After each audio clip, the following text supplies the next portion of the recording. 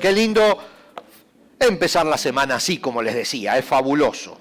Y esta vez, aunque no me crean, acabo de prender el timer al comenzar para que no se me vaya la hora. Porque tenemos sorpresas también cuando vamos a terminar. Hay sorpresas y por eso hoy tenemos las mesas, porque es el primer domingo del mes.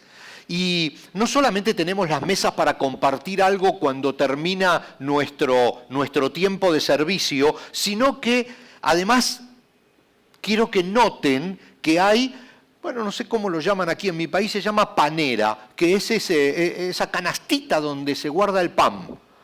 Yo sé que aquí somos de distintos países y a veces, aunque hablamos el mismo idioma, llamamos de manera distinta las cosas, pero una panera con pan en el centro de la mesa. ¿Y saben por qué?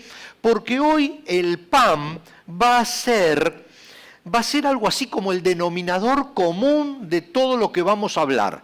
Porque vamos a hablar acerca en unos minutos, del capítulo 6 del Evangelio de Juan. Y el capítulo 6 de este Evangelio tiene una característica algo espectacular, algo fuera de lo común. Y se trata del Señor Jesús hablando y enseñando en los dos lados de un lago. Ellos lo llamaban el mar de Galilea, pero en realidad era un lago, el lago de Genesaret o el lago de Tiberias. La verdad que cada historiador lo llamó de maneras distintas, pero era un lago muy grande, tenía 21 kilómetros de largo por 12 kilómetros de ancho. Otra característica para hablar de geografía, nada más, para una nota de color, les digo que es el lago más de agua dulce más bajo del mundo, porque está 220 metros debajo del nivel medio del mar del resto del mundo. O sea, 200 metros por abajo del nivel del mar. Es una zona muy extraña y por eso aunque es un lago, se producen esas tormentas repentinas con olas. Muchísima gente, pescadores, murieron en ese mar, como le dicen ellos, mar de Galilea, en ese lago de Genesaret. Y aquí está el Señor Jesús. Primero de un lado del lago, y lo vamos a leer todo en el capítulo 6, y entonces en ese lado del lago se encuentra con esas 5.000, que no eran 5.000 hombres, así que más o menos 15.000 personas, y se le va el tiempo. Parece que no tenía un timer, porque si no,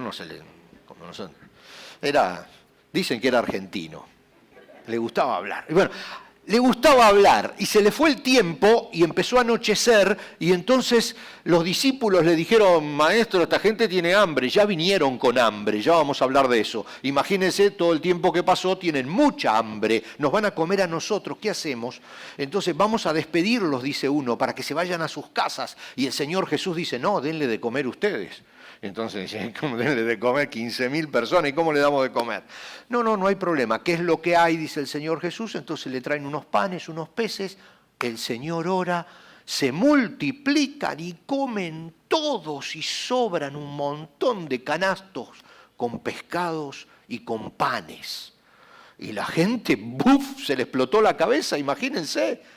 Recuerden que el tema de la comida es un tema muy serio. En esa época, y después vamos a profundizar sobre eso, en esa época la clase media y la clase baja, o sea, el pueblo, los aristocráticos o los aristócratas siempre tenían su vida especial, ¿no?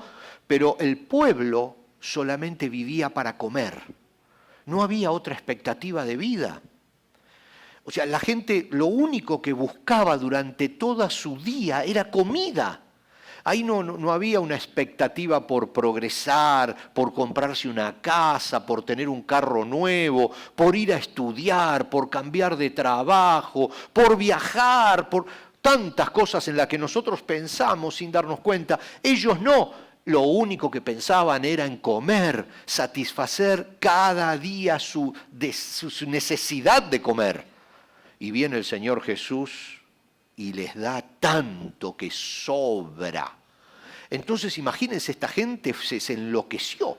Estamos en un lado del lago. Recuerden esto, estamos en este lado del lago. Entonces, Señor Jesús hace el gran milagro y le da de comer a los 15.000. Y le dice a los discípulos, bueno, ahora ustedes váyanse del otro lado del lago, yo me quedo orando, después los alcanzo. Se van los discípulos en un par de barcas y me imagino que se llevaron todas las cestas con la comida que sobró y el Señor Jesús se queda orando. Luego el Señor Jesús a la tardecita, ya era casi de noche, vuelve a la orilla del lago y claro, ya no hay nadie. ¿Qué hace el Señor Jesús? Empieza a caminar sobre el agua.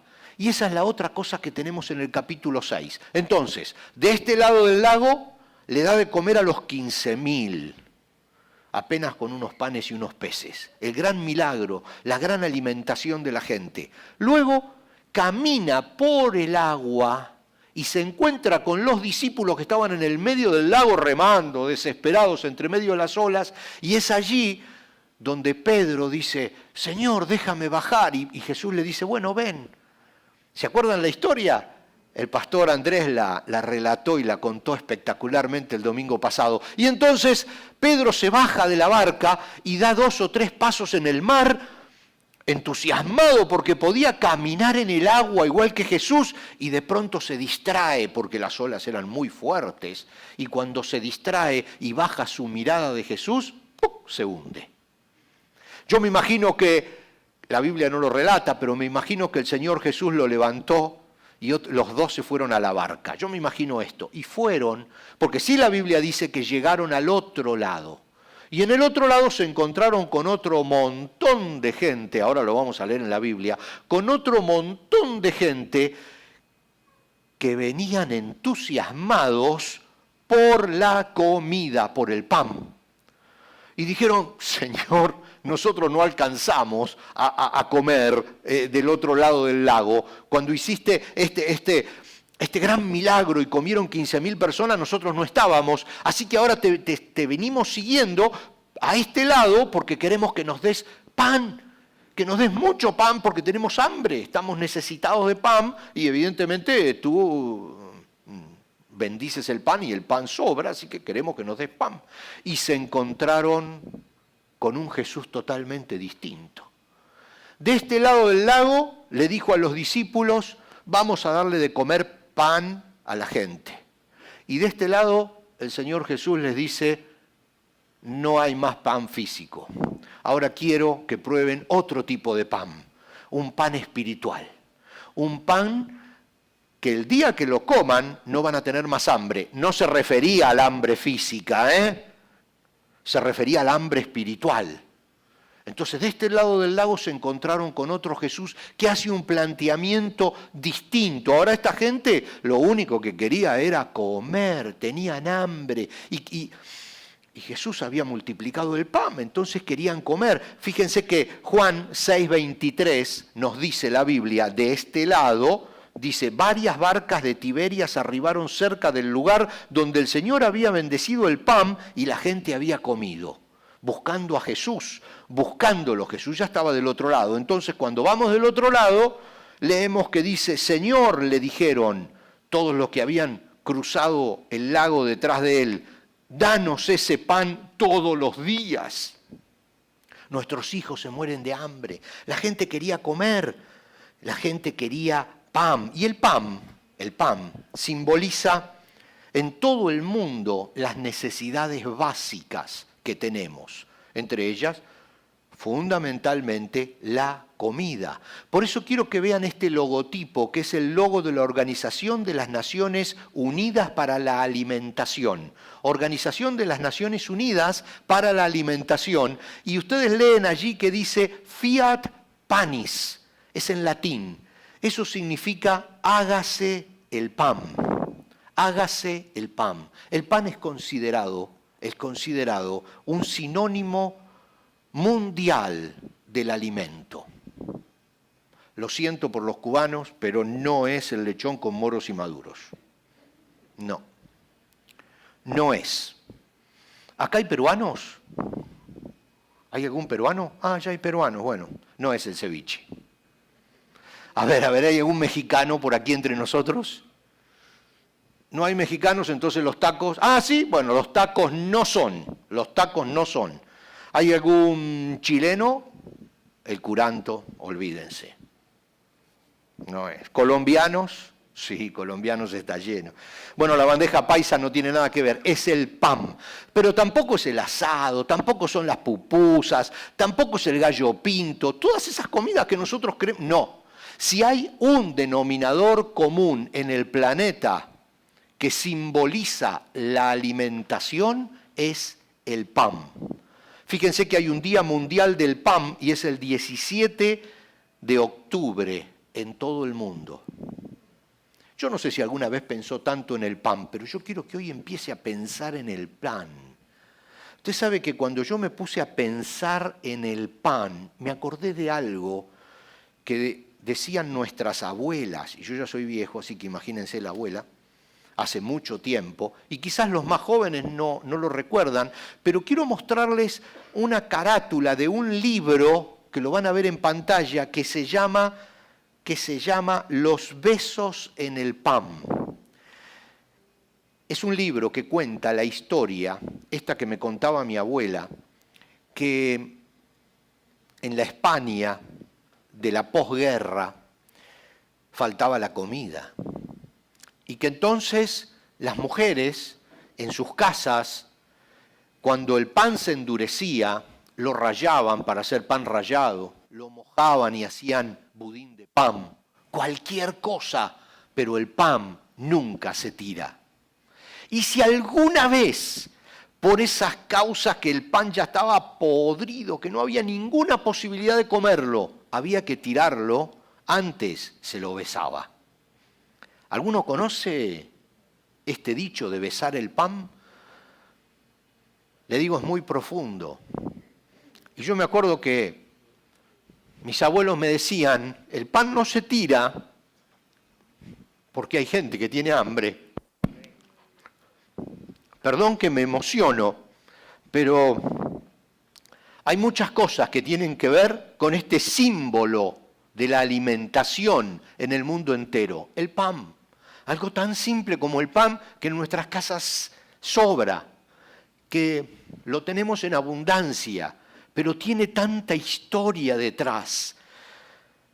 Haya pan en tu mesa es una de las bendiciones más antiguas que existen en el mundo. Cuando quieres que a una persona le vaya bien, le decían, haya pan en tu mesa. Deuteronomio, el libro de Deuteronomio, uno de los primeros que escribió Moisés en el Pentateuco, dice en Deuteronomio 28:5, tus paneras serán benditas para los que caminan en los caminos del Señor. Porque está relatando las bendiciones para los que están en los caminos del Señor. Y lo que dice con respecto a la comida, dice, tus paneras serán benditas. El pan es uno de los preparados más antiguos que se conocen. Y hoy estábamos hablando, y ahora se los comento, en Egipto inventaron la levadura, porque antes el pan era sin levadura, eran harina y agua y era chatito, así medio desabrido, ácido. En Egipto inventaron la levadura. Y por eso, cuando los israelitas salen de Egipto después de esas 10 plagas, recuerda cuando estaban prisioneros los israelitas en Egipto y tienen que salir con Moisés y caminar 40 años por el desierto, ellos salen apurados y el pan no puede leudar, y eso figura en la Biblia, no es un accidente que no pueda leudar, porque la levadura era un invento egipcio y ellos no tenían que tener nada de los egipcios, no tenían que llevar en su mente nada de Egipto. Fíjense que mucho más adelante la levadura está considerada como el pecado. El pecado mismo, Jesús dice, la levadura de los fariseos, porque eso era lo que habían inventado los egipcios y era como un símbolo de decir, saquemos el pan, pero sin lo que los egipcios inventaron para agregarle. Hay toda una historia allí atrás y el pan está asociado con el cristianismo desde principio. Fíjense solo que si tenemos dos fiestas importantes, es la Navidad y los Reyes, y las dos se festejan con pan. O el pan dulce, el panetone, o la rosca de Reyes, o el pan de Navidad. Con pan, desde siempre, con pan. Muchas enseñanzas en la Biblia involucran el pan. Y tal vez la más famosa de todas, voy a correr esto antes de que me lo lleve por delante, la más famosa de todas es el maná. Y permítanme que en apenas unos minutitos les relate esta historia, porque en las historias hay tanta enseñanza.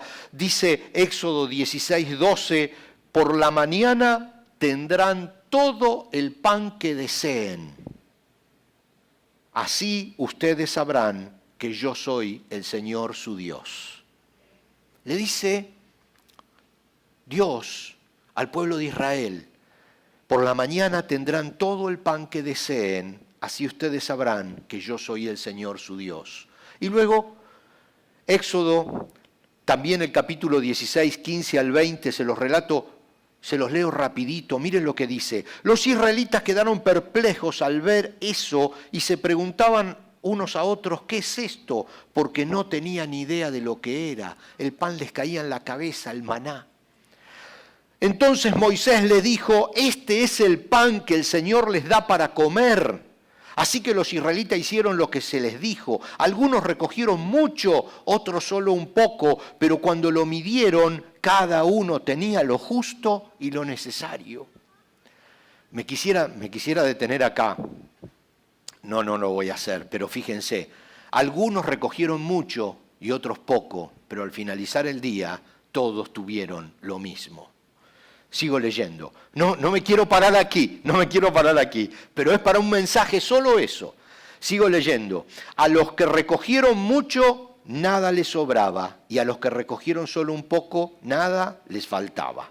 Cada familia tuvo justo lo que necesitaba. Entonces Moisés le dijo, no guarden nada para el día siguiente. Sin embargo, algunos no hicieron caso y guardaron un poco hasta la mañana siguiente, pero para entonces se había llenado de gusanos y apestaba.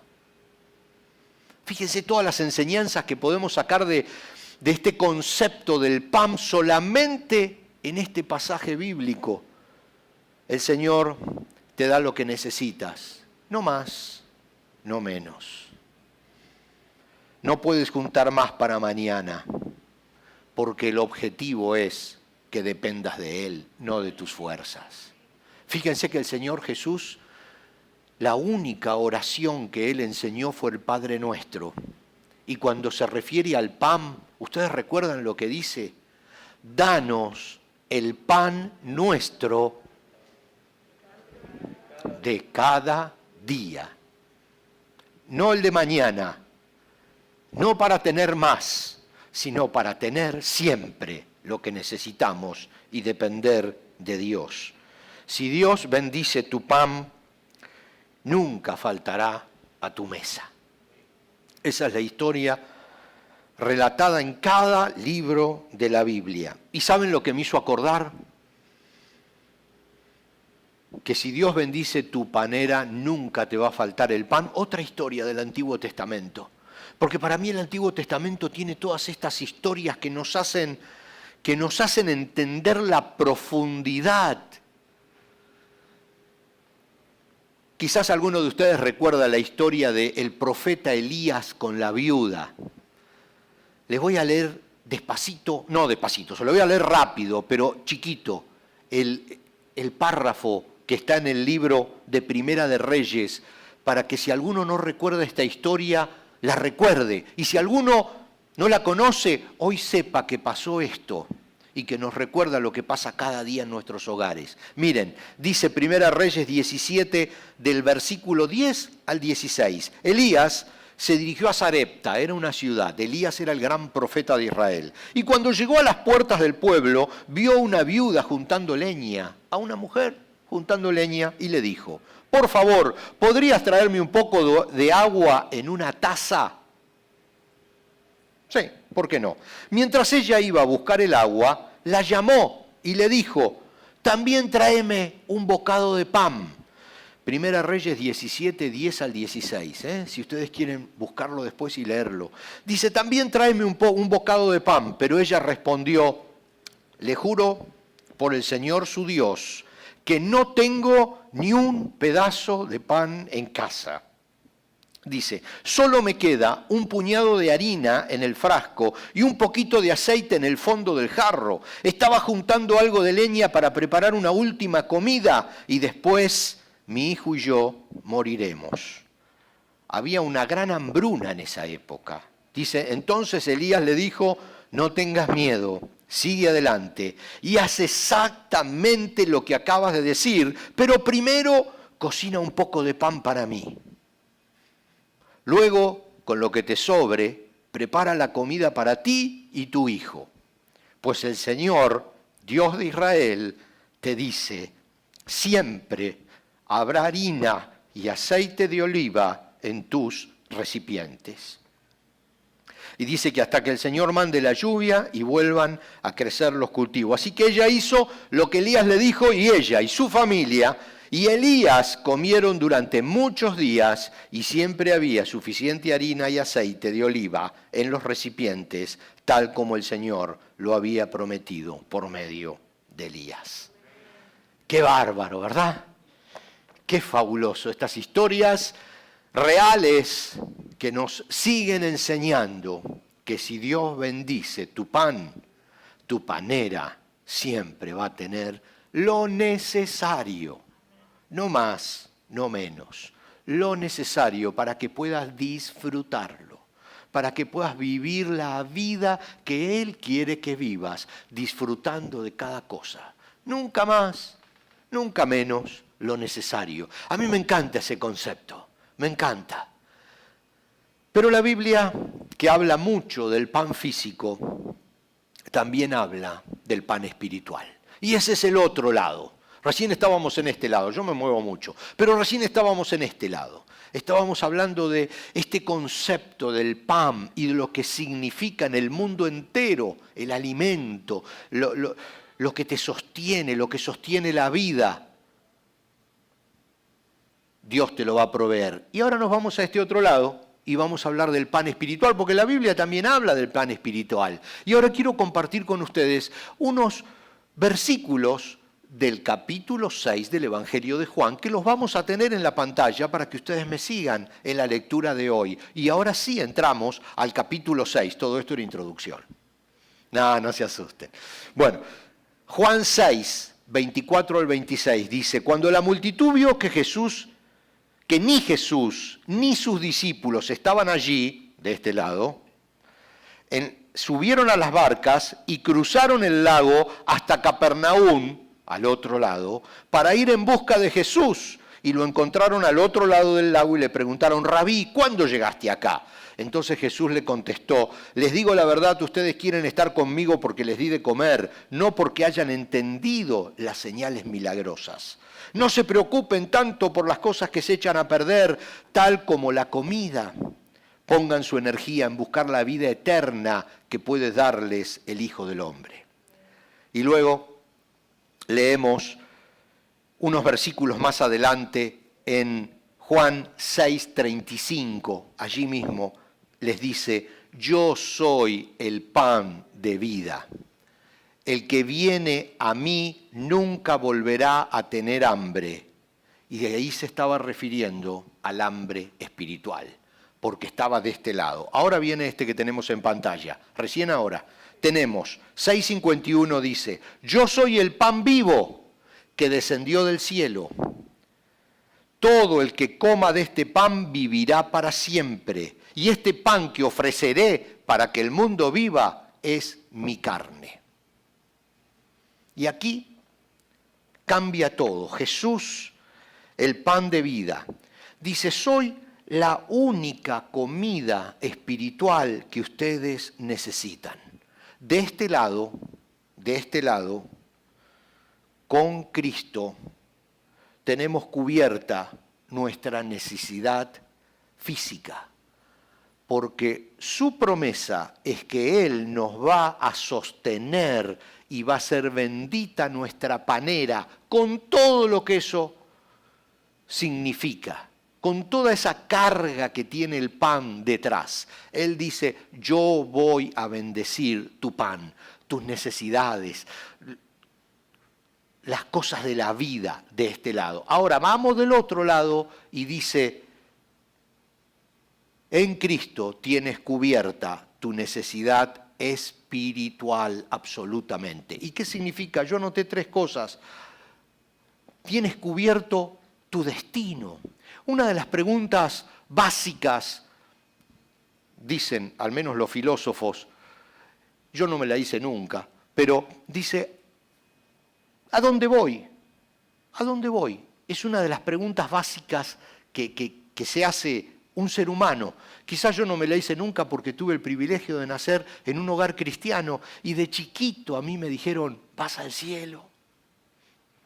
¿A dónde voy? ¿A dónde termina mi vida? ¿Hay algo más allá? Sí, vas al cielo. Hay un destino, hay algo a que apuntar, hay un objetivo. Por eso dice que esas grandes preguntas filosóficas de la vida están cubiertas de este lado cuando comes de ese pan espiritual que es Cristo. ¿Quién soy? Es otra de esas preguntas que se hace la humanidad. Porque ¿cómo sé a dónde pertenezco? Miren qué lindo este grupo. Pertenecer a Cristo es tener cubierto tu lugar, es saber quién soy, dónde estoy, quiénes son los que están a mi alrededor. Soluciono mi gran problema de pertenecer a alguna parte, porque en Cristo tengo una pertenencia. ¿Cuánto valgo? Es otra de las cosas que en algún momento las personas tendemos a preguntarnos, ¿cuál es mi verdadero valor? Ahora que me han lastimado, ahora que me han hecho un daño, ¿cuál es mi verdadero valor?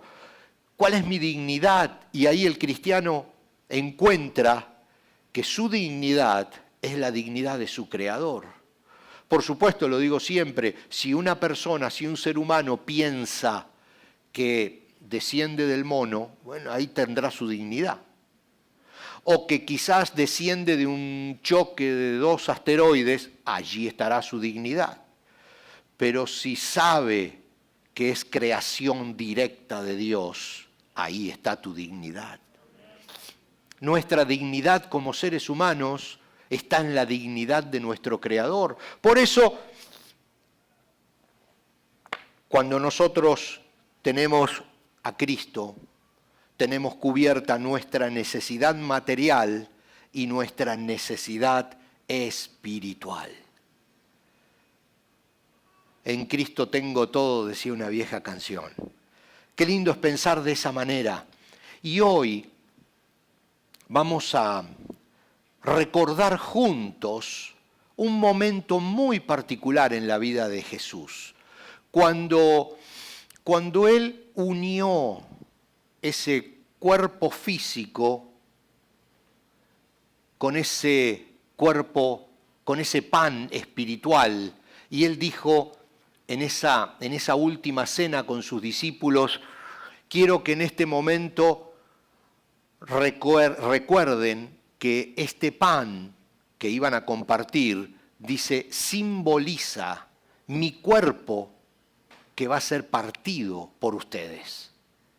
Y se sentó en la mesa y tomó el pan. Yo le quiero pedir a JC que pase, que nos pueda acompañar con una canción, porque quiero pedirles algo en este momento, que abran esa panera que tienen allí en la mesa, y si usted quiere, si quiere, por supuesto, me gustaría que tome una rodaja de pan, una rodaja de ese pan que está en la panera, cada uno una rodaja del pan, que fue cortado con mucho cuidado, con guantes, que cada uno pueda tomar una rodaja de pan de esa panera.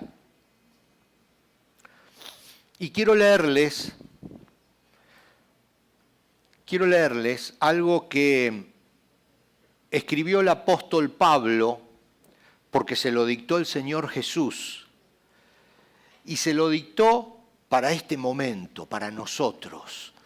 Y miren lo que dice el apóstol Pablo, y está escrito en 1 Corintios 11, gracias. Primera de Corintios 11, versículos 23 al 26 dice: pues yo le transmito, dice el apóstol Pablo, lo que recibí del Señor mismo.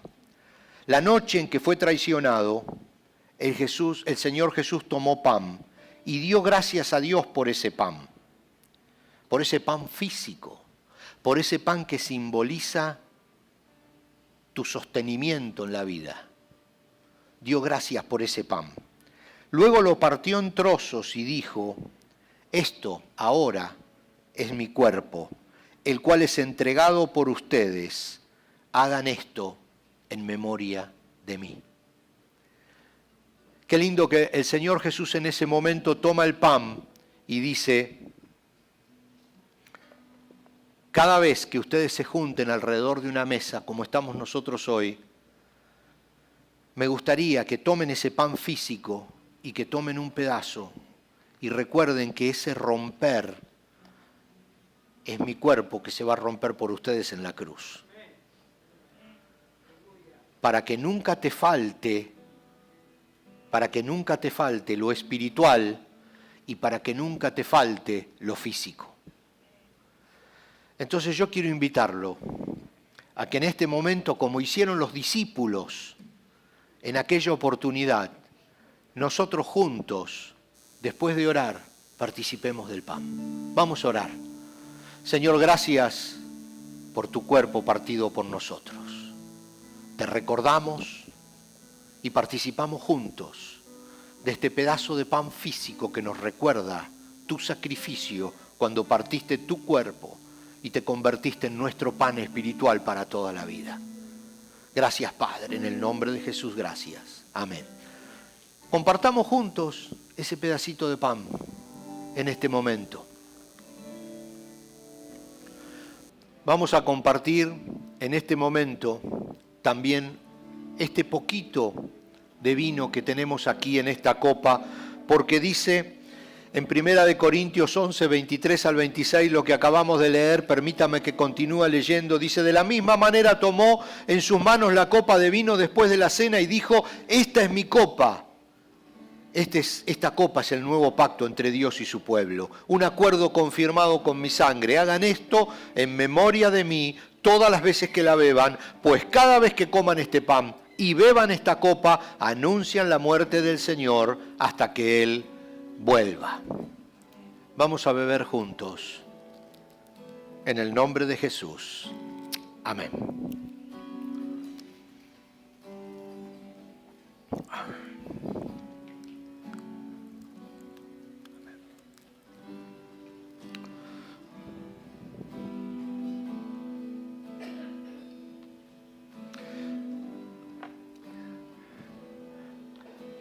Hermanos, hay algo que quería comentarles para que traten de recordarlo. Compartir el pan crea una relación donde no la hay. Compartir el pan físico crea una relación donde no la hay. Compartir el pan afianza una relación que ya existe. No deje de compartir el pan en su casa, con su familia, en la iglesia, con sus hermanos. Y de este lado, del otro lado del lago, no deje de compartir a Cristo. Cada día, con todas las personas, siendo un ejemplo y predicando su palabra de todas las maneras posibles. Realmente fue un tiempo muy lindo el que hemos compartido juntos. Quiero pedirle al pastor Miguel que pase ahora porque él va a tener un tiempo especial por las necesidades que hay dentro de nuestra comunidad, dentro de nuestra familia. Porque tenemos un Dios que está atento a nuestras necesidades también.